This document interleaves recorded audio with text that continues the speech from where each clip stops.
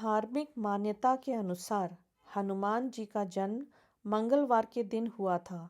हनुमान जी को मंगल ग्रह का नियंत्रक भी कहा गया है।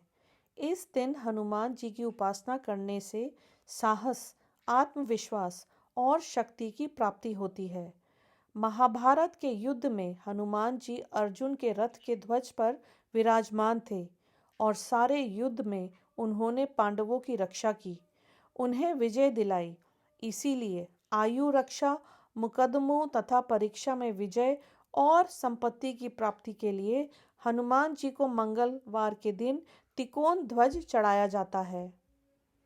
हनुमान जी भगवान शिव के 11वें रुद्र अवतार हैं।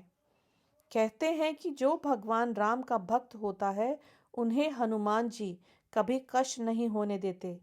इसीलिए राम भगवान की भक्ति से हनुमान जी का आशीर्वाद भी प्राप्त हो जाता है। हनुमान जी की पूजा से भक्तों के दुख और संकट दूर हो जाते हैं। जानते हैं क्या है खास बात हनुमान जी के बारे में?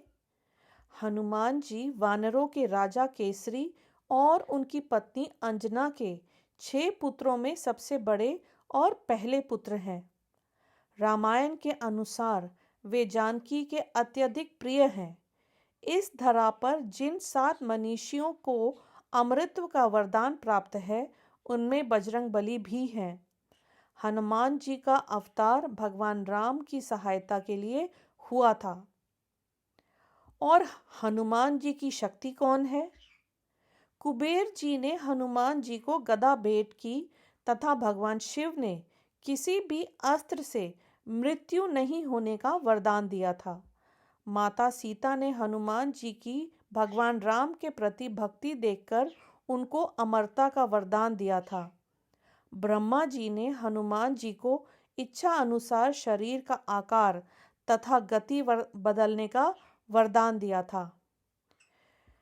हनुमान जी के सबसे बड़े शत्रु कौन थे? काल नेमी एक राक्षस है जिसका उल्लेख हिंदू महाकाव्य रामायण के विभिन्न रूपांतरों में किया गया है। वह मरीच का पुत्र है जिसे महाकाव्य के मुख्य प्रतिपक्षी रावण ने हनुमान को मारने का काम सौंपा था। अब जानिए कि हनुमान जी का बंदर का चेहरा क्यों है। हनुमान पवन के देवता वायु और दिव्य अप्सरा अंजना के पुत्र थे। आप शायद सोच रहे होंगे कि पवन देवता और अप्सरा का पुत्र बंदर कैसे निकला? इसका उत्तर है कि अंजना ने एक बार एक ऋषि को क्रोधित कर दिया था, जिन्होंने उन्हें वानर के रूप में जन्म लेने का श्राप दिया था।